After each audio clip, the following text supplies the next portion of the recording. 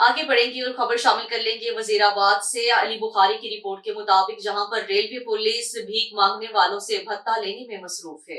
Railway police Sadiq कमाल SHO की जेर निगरानी मुबैना तौर पर भीख मांगने वाले खाना बदोशों से झुग्गियां लगाने की मद में फी झुग्गी 3000 महाना वसूल किया जाता है। खाना बदोश जो कि भीख मांग कर अपने बच्चों का पेट पालते हैं, उन्होंने रेलवे की हदूद में अपना सर छुपाने के लिए झुग्गियां लगा रखी हैं, जिनसे रेलवे पुलिस वजीराबाद महाना 3000 रुपए भत्ता वसूल करती है।